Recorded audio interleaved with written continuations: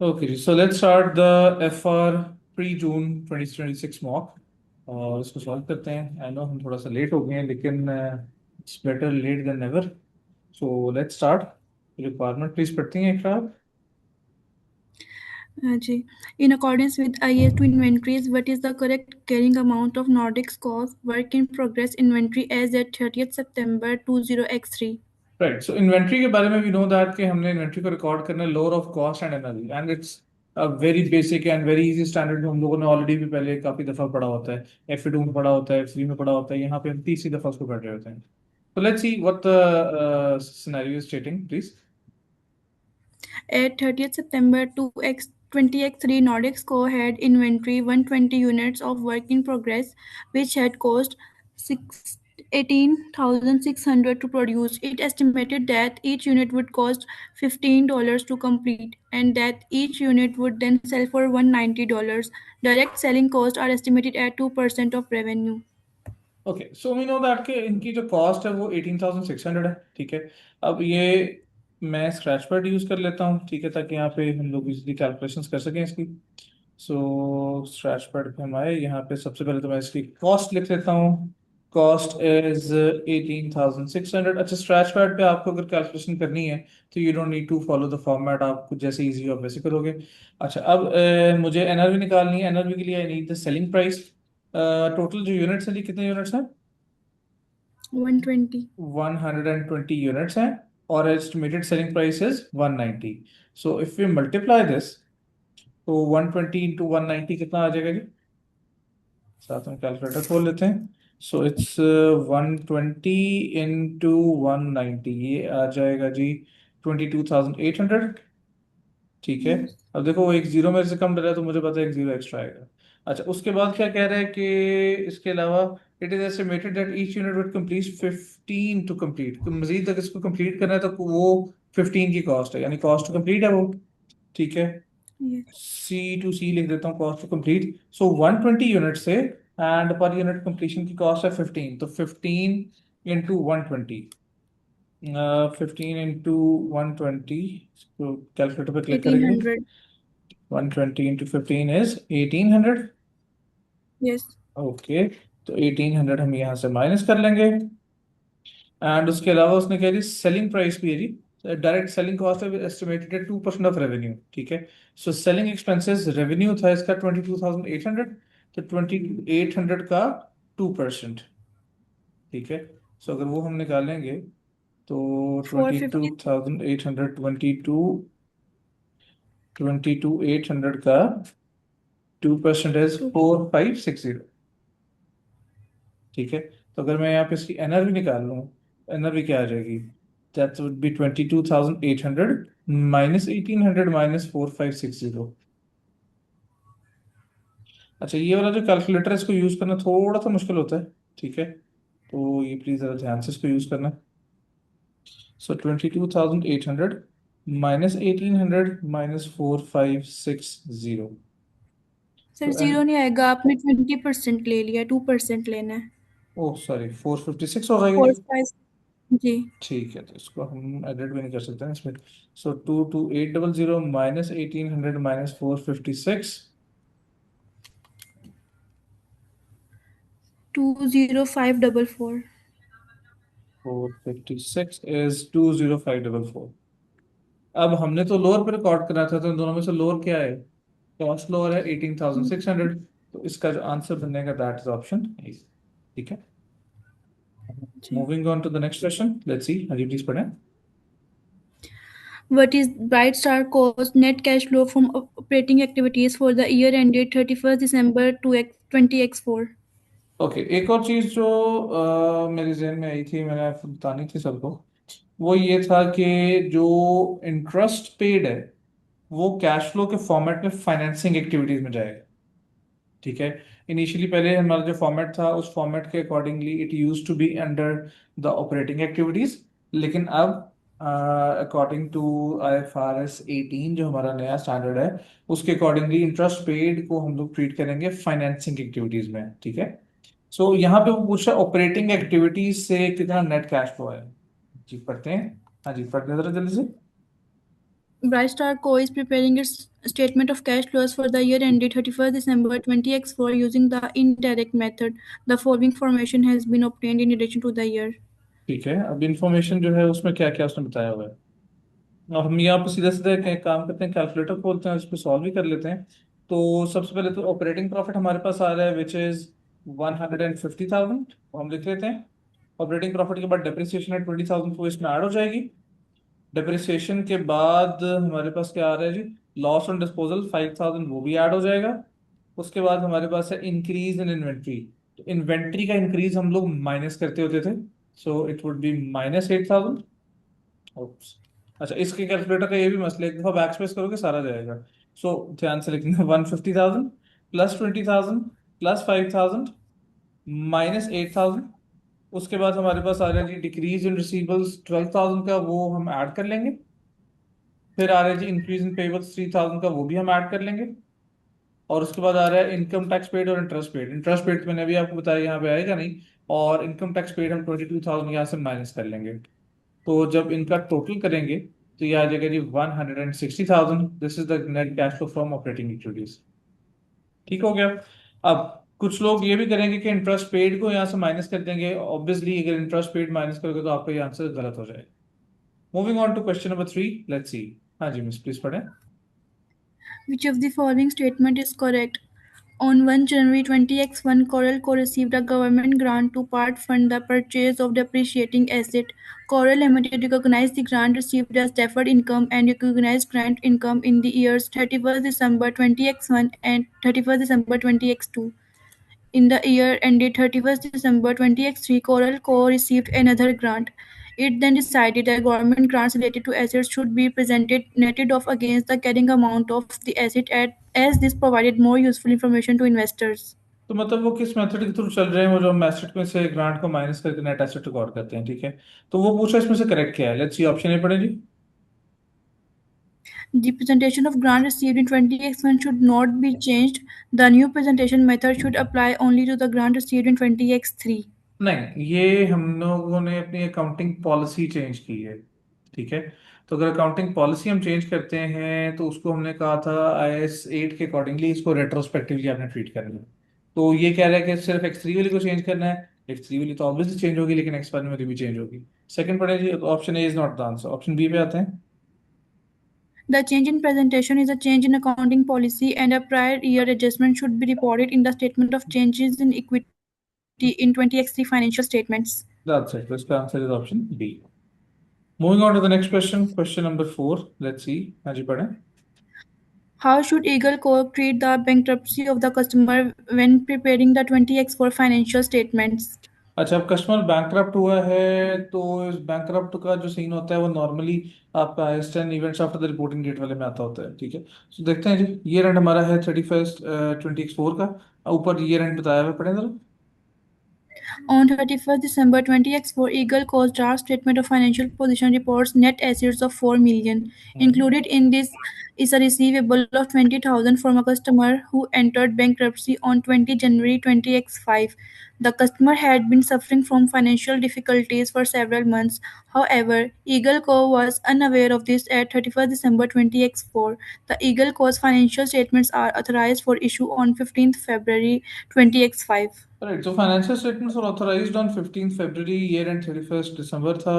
और customer financial difficulties में था जिससे हम लोग अनअवेयर थे। स्टिल ये बैलेंस तो ईयर एंड पे था ना हमारे पास, और रिसीवेबल से रेट हमेशा there is a risk of bad debt, और वो एक्चुअली बैड डेट हो भी गया, तो इसका मतलब है अब ये एडजस्टिंग इवेंट है, इसको मैं फाइनेंशियल स्टेटमेंट में इंक्लूड करूंगा। ऑप्शंस पढ़ते हैं जी, ऑप्शन ए पढ़े। As an adjusting event by recognizing an impairment loss in relation to the receivable amount and corresponding expense. Done, option A is the answer. Moving on to question number 5, जी please. What revenue should Polaris Co recognize in the year ended 30th June 20X2 in respect of this contract? ठीक है। In in May 20X2, Polaris Co. sold temperature-controlled medical supplies to Medline Company for 50,000, offering a 12% prompt payment discount, hmm. which It expected Medellin Co. to take advantage of. Medellin Co. did not have sufficient specialist storage facilities and therefore requested Polaris Co. to retain the goods until they were needed. Polaris Co. agreed to this arrangement and stored Medellin Company's goods separately in its secured warehouse. Alright, The तो एक goods break were लगाए ready. हम। ये यहाँ पे क्या हुआ है? ये वो नहीं था हमारे पास बिल एंड होल्ड अरेंजमेंट, ये वो वाला हुआ है कि उसके पास, कस्टमर के पास स्टोरेज का इतना प्रॉपर सीन नहीं था, तो उन्होंने कहा कि जी आप अपने पास ही स्टोर कर लें, और कस्टमर ने रिक्वेस्ट की है। तो ठीक है, हम तो अपना रेवेन्यू रिकॉर्ड कर सकते हैं। अब रेवेन्यू रिकॉर्ड कितना होगा? वी सोल्ड इट फॉर 50,000, 12% का डिस्काउंट है, तो डिस्काउंटेड अमाउंट को हमने रेवेन्यू में डालना है। खैर, आगे बढ़ने जरा। The goods were ready for immediate delivery at Medellin Co.'s request by अब ये वो Polaris बता Co. रहे हैं कि years कंडीशन मीट हो रही है कि इमीडिएट डिलीवरी के लिए रेडी भी है, जब कस्टमर आएगा हम उसको दे देंगे। आगे जी। By Polaris Co.'s year-end of 30th June 2022, 25% of goods had been delivered to Medellin Co. As expected, Medellin Co. paid Polaris Co. on 25 June 2022, taking advantage of prompt payment discount. अच्छा, अब हमने बेशक उसको 25% डिलीवर की हैं चीज़ें, लेकिन revenue हम पूरे का रिकॉर्ड करेंगे।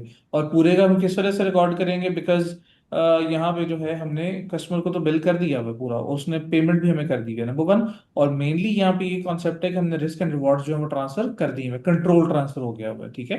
सो हम यहाँ पे रेवेन्यू जो रिकॉर्ड करेंगे दैट वुड बी 50,000 का रेवेन्यू माइनस 12% का डिस्काउंट। तो अगर आप डायरेक्टली 50,000 का 88% निकाल लो, तो ये आ जाएगा 44,000। Now that's your revenue, option C is your answer.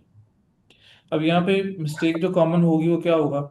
सब लोग यहाँ पे 44,000 निकालेंगे और उसके बाद देखेंगे अच्छा 25% डिलीवर हुआ है, हम इसका 25% रेवेन्यू में रिकॉर्ड करेंगे। 44,000 का 25% निकालेंगे, 11,000 वो भी आपके ऑप्शंस में आ रहा है, ठीक है। तो ये प्लीज जरा गौर से पढ़ के ध्यान से फिर करना है आप लोगों। Moving on to question number 6। हाँ जी, प्लीज पढ़ें। Which of the following amounts, if recognized by Intexco in its statement of profit or loss in the year ended 31st December 2025, would correctly reflect the requirements of IAS 20 accounting for government grants and disclosure of government assistance? Right, so कह रहे government grant के accordingly क्या यहाँ पे ठीक होगा, profit और loss में क्या जाना चाहिए 31 दिसंबर एक्स 5 में? Scenario please. Intexco received a government grant of 1 lakh on 1 January 2025.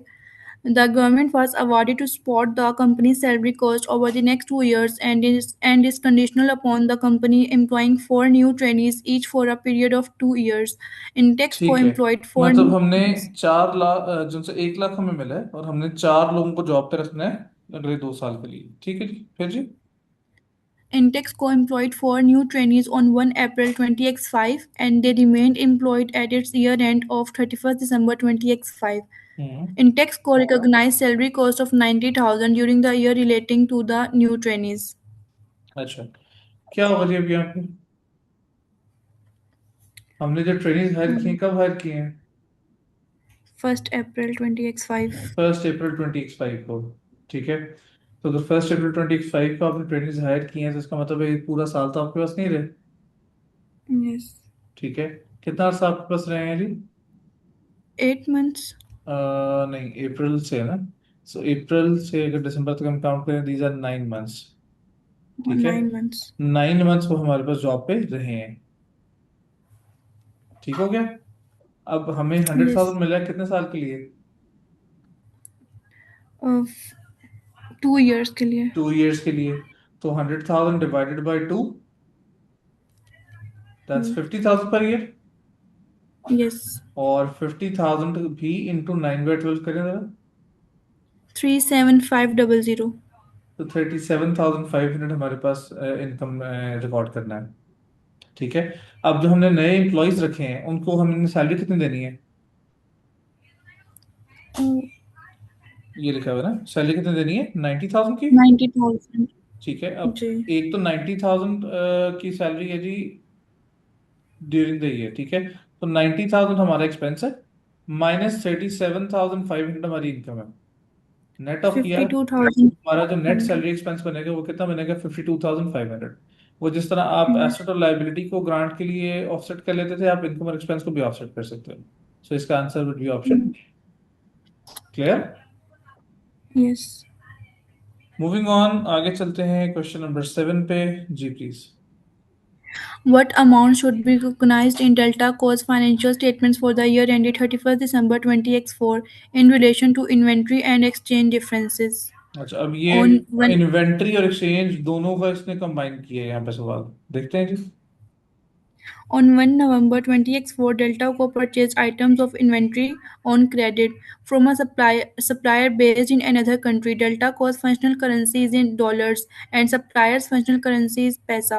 The inventory purchased by Delta Co cost 50,000 paisa and Delta Co still held all inventory at its year end of 31st December 2024. Delta Co had not settled the amount due to supplier at the end. अच्छा, तो उसने दो चीजें पूछी हैं। Number one, उसने पूछा inventory की वैल्यू, दूसरा उसने पूछा exchange difference. Inventory monetary item है, नॉन मॉनेटरी आइटम है? Monetary. ना, मॉनेटरी आइटम कौन सा था? जिसकी वैल्यू प्री डिफाइंड होती है, जिसकी वैल्यू चेंज नहीं होती है। Hmm. Sorry, Non-monetary. जिसकी वैल्यू, हाँ, वो जिसकी वैल्यू चेंज नहीं होती, फिक्स होती है। लेकिन इन्वेंट्री की वैल्यू फिक्स तो नहीं होती ना। Yes. जितने की हम इन्वेंट्री अपने पास रिकॉर्ड करते हैं, क्या हमें उतने पैसे मिलते हैं? Not really. कभी ज्यादा भी मिल जाते हैं, कभी कम भी मिल जाते हैं। तो इन्वेंट्री नॉन मॉनेटरी आइटम है। Yes. तो नॉन मॉनेटरी आइटम के लिए हमने क्या कहा था कि उसको रिपोर्टिंग डेट पे हम दोबारा से रिट्रांसलेट करेंगे। ठीक है। अब इनिशियली Hmm. हमने जब इन्वेंट्री खरीदी है तो हमने 50,000 पैसा की खरीदी है, पीसा। ठीक है। 50,000 पीसा के अकॉर्डिंगली जो रेट था 1 नवंबर पे, वो रेट क्या था? 1.2. 1.25। ठीक है। J. सो अगर मैं यहाँ पे लिखूं 50,000 मल्टीप्लाई बाय 1.25, मल्टीप्लाई क्यों कर रहा हूँ? क्योंकि रेट उसने क्या बताया, $1.25 टू 1 पीसा। अब हमने पीसा से डॉलर में आना तो मल्टीप्लाई करेंगे, तो ये बनते रहे 62,500। इनिशियली हम इन्वेंट्री को कितने पे रिकॉर्ड करें? 62,500 पे। 500. ठीक है। अब इन्वेंट्री जब Yes. आपने खरीदी है तो उस टाइम पे एंट्री क्या की होगी आपने? आपने डेबिट किया होगा इन्वेंट्री Inventory. को, क्रेडिट कर दिया होगा J. पेएबल को। ठीक है। Yes. अब इन्वेंट्री की वैल्यू को मैंने बाद में नहीं छेड़ना। बाद में अगर मैंने छेड़ना है तो किसको छेड़ना है? पेएबल को छेड़ना है। यानी इन्वेंट्री 62,500 पे जाएगी। पेएबल अब मैंने इनिशियली 62,500 पे रिकॉर्ड किया, लेकिन ये रेंट पे जाके यही 50,000 की जो वैल्यू है वो कितने पे चली गई है? 1.3 पे। वो J. बनती है जी 65,000। अब मेरा पेएबल बढ़ गया, तो मुझे गेन हुआ कि लॉस हुआ? Loss. 62,500 से 65,000 पे पेएबल जा रहा है, सो वी आर गेटिंग 2,500 का लॉस। तो इसका मतलब है, इसका फिर जो अच्छा. आंसर बनेगा, that would be answer option A. ठीक है। अगर वो पूछता ना साल के Yes. एंड पे हमारा पेबल कितना है, फिर हम कहते हैं अच्छा पेबल हमारा 65,000 पे है और लॉस हमारा 2,500 का, फिर then it would have been option C. ठीक है। Okay, moving on. Next question पे चलते हैं जी, क्वेश्चन नंबर 8। हाँ जी please. Using the classification token, match the description of each financial instrument on the left with the appropriate classification according to IAS 32 Financial Instruments Presentation. ठीक हो गया। अब वो कह रहे हैं कि इनको किस किस तरह से हमने ट्रीट करना है। So irredeemable preference shares with dividend at issuer's discretion. हाँ जी, ये क्या होगा जी हमारा? Right. इरिडीमेबल प्रेफरेंस शेयर्स होते हैं जी हमारा इक्विटी इंस्ट्रूमेंट। ठीक है। सो अगर इसको इस तरह कह रहे हैं, ड्रैग एंड ड्रॉप करें, इसको यहाँ पे करना है, हाँ ऐसे होगा। ठीक है। सेकंड क्या है जी? Instrument. Second is interest bearing convertibles. तो कन्वर्टेबल्स तो कंपाउंड इंस्ट्रूमेंट्स होते हैं, ये आ गया। तीसरा है जी redeemable preference shares at the issuer's obliged to redeem at a fixed future date for cash dividends are discretionary। तो ये जो आपके redeemable preference shares, these are your financial liability। और लास्ट में है जी ordinary shares with discretionary dividend. So ordinary shares is your equity instrument. So there you go. ठीक हो गया। ड्रैग एंड ड्रॉप करके आपने यहाँ Yes. पे सब आंसर चूज कर दिया। मूविंग ऑन, क्वेश्चन नंबर 9 पे चलते हैं जी, प्लीज पढ़ें। In accordance with IFRS 9 financial instrument, what is the carrying amount of bond at 31st December 20x5? अच्छा, अब बॉन्ड की देखो, उसमें On वैल्यू कब की पूछी है? 31 दिसंबर x5। डेट्स को बड़े गौर से पढ़ना है। वो अक्सर ये करता है आपसे सेकंड ईयर की एंड की लाइबिलिटी पूछ रहा होता है। ठीक है। लेकिन हम लोग पहले साल के निकाल के वो ऑप्शन में कई दफा एमसीक्यूज में ना, मैंने ऑप्शन भी नजर आ जाता है, वो लगा देते हैं। तो डेट को बड़ा गौर से पढ़ना है। सो हमें चाहिए 31 दिसंबर x9 की वैल्यू ठीक है, सॉरी X5 की। और ये बॉन्ड इशू कब हुआ है जी? 1 जनवरी X5, सो First पहले साल के January. एंड की वैल्यू पूछ रहा है। पढ़े जरा।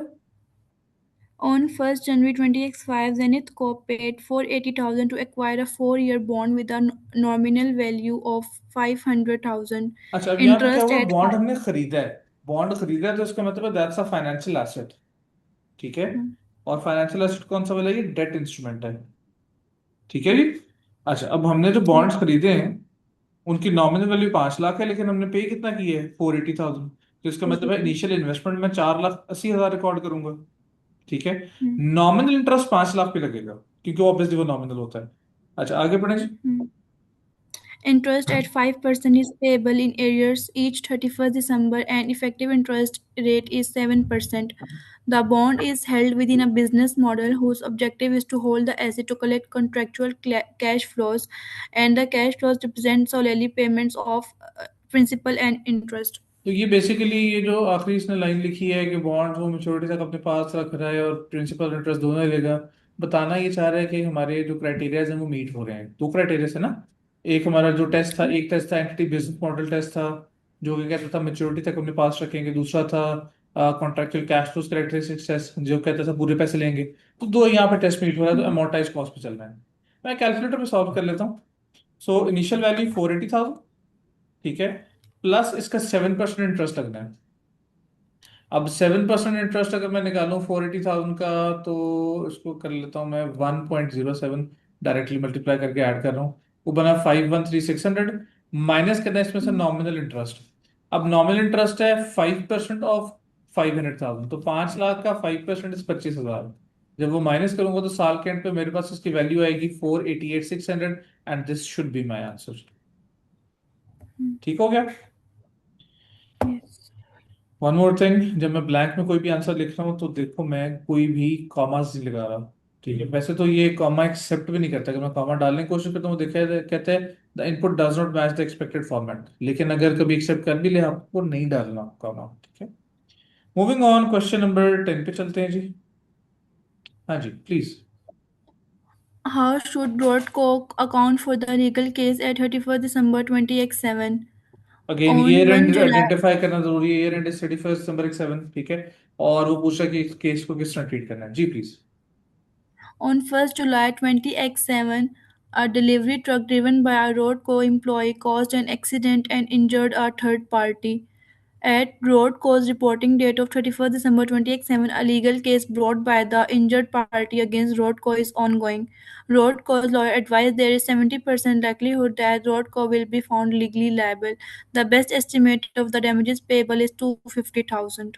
अब बेस्ट एस्टिमेट हमारे पास 2.5 लाख है और पे करने का चांस 70% है, तो इसका मतलब है हमें अपने पास प्रोविजन रिकॉर्ड करनी है 250,000 की। And that's option B. आगे चलते हैं जी। क्वेश्चन नंबर 11 आ गया और यहाँ पे पूछा है जी, प्रॉपर्टी की बात कर रहे हैं, पढ़ेगा जरा। What amount should Citico recognize in 20X's statement of profit or loss as a fair value gain in relation to the property? On 1 January 20X8, Citico vacated its head office and started advertising the property for rent. It secured a tenant on 1 April 20X8 and they occupied the property immediately. 1 January 20X8, the building's carrying amount was 19,20,000 and it had a remaining useful life of 40 years. The property's fair value was 2600,000 at 1st January 20X8, 2900,000 and 1st April 20X8 at 3200 and 31st December 20X8. Citico adopts the cost model for property, plant and equipment at the fair value model for investment property. अच्छा, अब सवाल ये है कि ये क्या चीज़ है? क्या ये प्रॉपर्टी प्लांट इक्विपमेंट है? क्या ये इन्वेस्टमेंट प्रॉपर्टी है? क्या चीज़ है ये? हाँ जी, क्या चीज़ है ये? Um, PP है सोचें गौर से। प्रॉपर्टी फॉर रेंट रेंट पर इन्वेस्टमेंट प्रॉपर्टी है. नहीं, ये दोनों है। ट्रांसफर हो रहा है ना। हम्म. देखो हो क्या रहा है। उसने कहा है कि 1 जनवरी को उसने अपना हेड ऑफिस विकेट किया है। And started advertising for the property for the rent. मतलब 1 जनवरी एक सेट तक ये प्रॉपर्टी हमारा क्या था, प्रॉपर्टी प्लांट इक्विपमेंट, और उसके बाद हम उसको क्या कर रहे हैं, इन्वेस्टमेंट प्रॉपर्टी ट्रीट कर रहे हैं। ठीक है। और प्रॉपर्टी प्लांट इक्विपमेंट के लिए वो कौन सा मॉडल यूज कर रहा था, फेयर वैल्यू मॉडल, ऐसे ही है ना। जी। जी। 1 जनवरी पे हमारे पास जो प्रॉपर्टी की कैरिंग वैल्यू थी वो कितनी थी, 1920। जी। ठीक है। और रिमेनिंग लाइफ कितनी थी, 40 ईयर्स। 40 years। अब हमने क्या करना है, 1 जनवरी पे ही इसको मुझे ट्रांसफर करना पड़ेगा उसमें, क्या नाम है उसका, इन्वेस्टमेंट इन्वेस्टमेंट। इन्वेस्टमेंट प्रॉपर्टी पे। ठीक है। जी। तो इसका मतलब इन्वेस्टमेंट प्रॉपर्टी अगर फेयर वैल्यू मॉडल पे जा रही है, तो पहले तो मुझे इसको प्रॉपर्टी को रीवैल्यू करना पड़ेगा। Nineteen yes. ट्वेंटी से मैं इसको लेके जाऊंगा 2600,000 पे। तो इसका मतलब है 680,000 का पहला गेन आ जाएगा, जो कि ओसीआई में जाएगा, क्योंकि वो प्रॉपर्टी प्लांट इक्विपमेंट का रिवैल्यूएशन गेन है, वो ओसीआई में जाता है। ऐसे ही है जी। उसके बाद आगे क्या यस। होगा, उसके बाद फर्दर आगे ये इन्वेस्टमेंट प्रॉपर्टी बन गई, और इसको आपने इन्वेस्टमेंट प्रॉपर्टी की तरह ट्रीट करना है। अब क्योंकि ये इन्वेस्टमेंट प्रॉपर्टी है तो इसके ऊपर डेप्रिसिएशन तो लगनी नहीं है, ऐसे ही है। तो अगर डेप्रिसिएशन नहीं जी। लगनी तो क्या होगा, साल के एंड पे इसको दोबारा फेयर वैल्यू पे ले जाएंगे। साल का एंड यानी कि 31 दिसंबर x8 पे इसकी फेयर वैल्यू कितनी है, 3200,000 है। 30। तो 2600,000 से 3200,000 पे जो जा रही है वैल्यू, ये आपके पास फेयर वैल्यू गेन आएगा 6 लाख का, और ये गेन है जो कि जाना है प्रॉफिट और लॉस में। तो इसका जो आंसर है that is answer option B. Clear. Yes. चलो,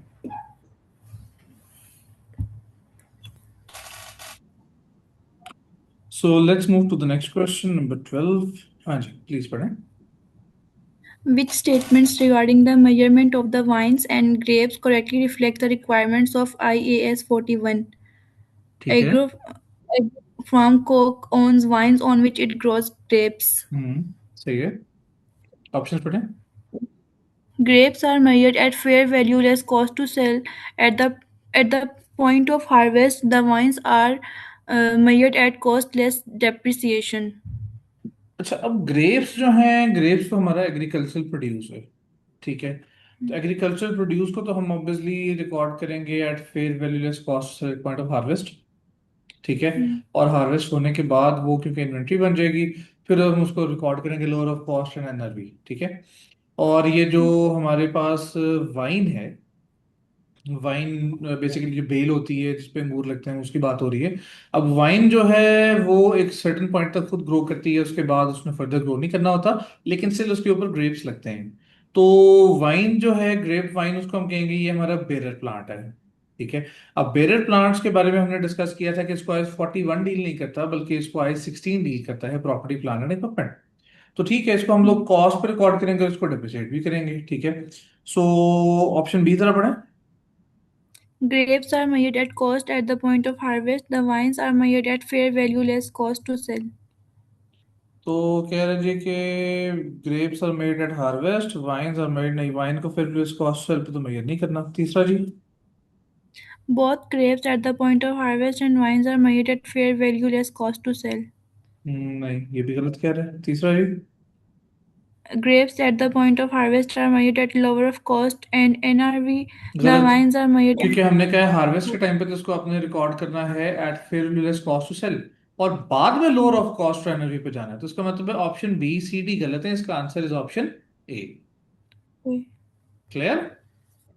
अभी yes. देखो, छोटे जो आपके माइनर स्टैंडर्ड्स हैं, जैसे कि आपका गवर्नमेंट ग्रांट्स हो गया, आपके पास ये IS 41 हो गया, IS 2 इन्वेंट्री हो गया, IS 10 event after the reporting date हो गया, अक्सर हम लोग प्रिपरेशन करते हुए और स्पेशली रिवीजन करते हुए इनको निग्लेक्ट कर देते हैं कि अच्छा ये तो छोटे स्टैंडर्ड है। लेकिन देखो MCQ में वो यहाँ पूछ रहा है। अब लेट्स सपोज अगर आपने ये MCQ नहीं प्रिपेयर किया हुआ या नहीं रिवाइज किया हुआ, तो ये 2 नंबर तो आपके गए। तो इसलिए Yes. दोबारा से इस चीज को मैं री एम्फेसाइज कर रहा हूँ कि इन जो माइनर स्टैंडर्ड्स हैं इनके ऊपर भी आपने इक्वल टाइम लगाना है for revision. Okay, moving on to the next question number 13 जी please. Which statement correctly reflects the accounting entities, if any, at 30th June 20x6? हाँ जी, अकाउंटिंग एंट्री कहाँ पे बताई जा रही है, लेट्स सी ऑप्शन, सिनेरियो पढ़ें। On 30th.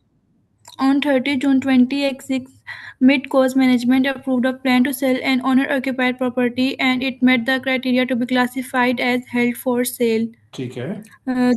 The property is measured using the revaluation model, and its carrying amount on 30th June 2006 was 800,000. Hmm. The property's fair value at this date was 900,000, and the cost to sell were estimated at 2% of selling price. अच्छा, अब जब भी कोई asset हमने held for sale classify करना होता था तो हमने कहा था इसको रिकॉर्ड करेंगे lower of its carrying value and fair value less cost to sell, क्योंकि fair value less cost to sell kind of इसकी रिकवरेबल अमाउंट बन जाती है। अब इसकी जो एक्सपेक्टेड सेलिंग प्राइस है, जो फेयर वैल्यू है, it is 900,000 and estimated cost to sell are 2% of the selling price. तो fair value less cost to sell निकालने के लिए हम क्या करेंगे, इस 900,000 का डायरेक्टली निकाल लेंगे 98%। ठीक है, 0.98, 900,000 इंटू 0.98, तो ये इसकी एनआरवी आती है 882,000। इसकी जो फेयर वैल्यू है वो कितनी थी जी? 800,000. 800,000 की फेयर वैल्यू थी 30 जून X6 पे।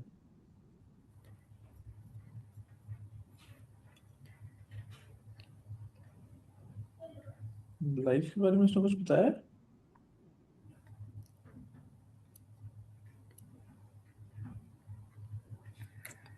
फेयर वैल्यू 900 है और कैरिंग अमाउंट 800 है।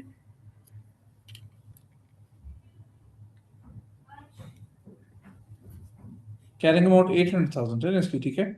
और इसकी जो फेयर वैल्यू है वो कितनी है जी आपकी? 900. 900,000, ठीक है। तो 900,000 और माइनस कर लेंगे इसमें से इसका 2%, विच इज 18,000, तो वो आता है 882,000, ठीक है। प्रॉपर्टी 800 जी. पे ऑलरेडी रिकॉर्डेड थी, ठीक है। Yes. और आपकी जो दूसरी वैल्यू वो 882,000 है। एक मिनट से, सॉरी, इसको सुनाई दोबारा करते हैं। On 30th June, Medco management approved a plan to sell. Okay, met the criteria of held for sale. The property being made at revaluation model.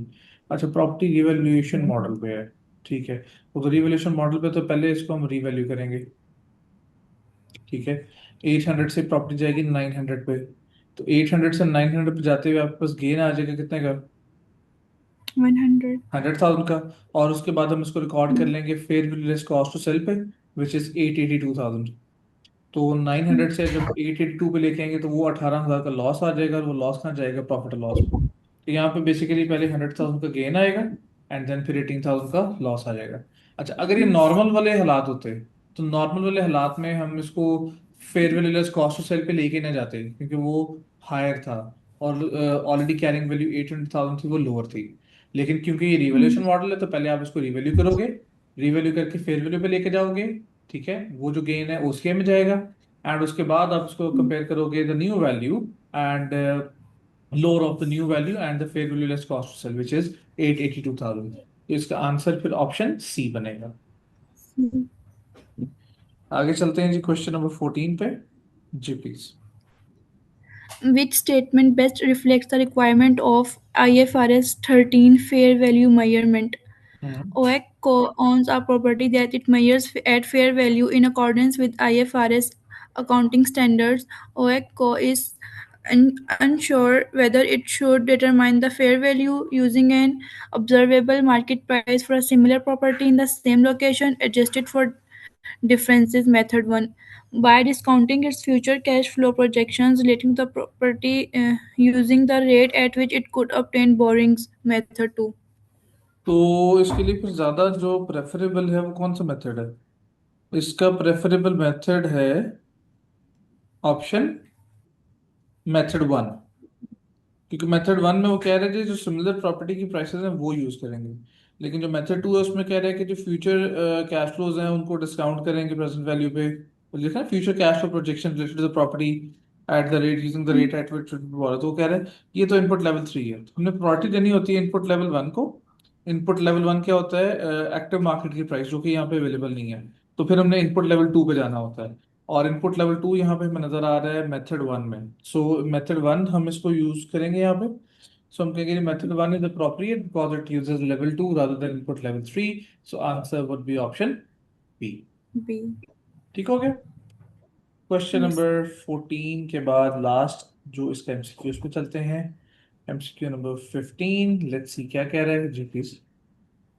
In accordance with IFRS 18, which of the following regarding the presentation of statement of profit or loss and other comprehensive income is correct? हम्म। अब IFRS 18 के बारे में पूछा उसने और वो कह रहा है इसमें से क्या चीज है जो कि करेक्ट है। लेट्स सी ऑप्शन 1 पढ़े। The statement of profit or loss and other comprehensive income must be presented as a single statement. नहीं, सिंगल स्टेटमेंट तो नहीं है। जी के पहले हमारी प्रॉफिट लॉस बनती है, उसके बाद छोटा सा उसमें अदर हेड बनता है अदर कंप्रीहेंसिव इनकम का, तो it's not a single statement, so ये तो गलत है। Second. All in, all income and expenses must be presented in operating, investing, or financing category in the statement of profit or loss. नहीं, profit loss में तो ये categories नहीं थी, ये तो कैश फ्लो की थी, so it's not the answer. तीसरा। The, the share of profit of an associate is presented in the operating category in a consolidated statement of profit or loss. Associate का जो profit का share है वो present किया जाएगा operating में, नहीं वो तो इन्वेस्टिंग में जाएगा, तो ये भी गलत है। Last. Operating profit or loss before financing and income taxes are both mandatory subtotals in the statement of profit. हाँ, ये है कि हमारे पास ऑपरेटिंग प्रॉफिट निकालना लाजमी है और जो profit before income tax and financing जो हम निकालते हैं वो जरूरी है, तो इसका मतलब है जो करेक्ट आंसर है that is answer option D. D. सो ये जी हमारे 50 जो इसके 15 एमसीक्यूज थे वो हमने कर लिए। अब एग्जाम के पॉइंट ऑफ व्यू से कि देखें तो हमारे पास इसके लिए 54 मिनट्स अवेलेबल होते हैं, लेकिन हमें मैक्सिमम मेरा ख्याल है 30-35 मिनट्स का टाइम इस पे लगा है। और वो 30-35 मिनट्स भी कौन से हैं जिसमें हम लोग क्वेश्चंस को डिस्कस कर करके करें। ठीक है, now let's move to the next section.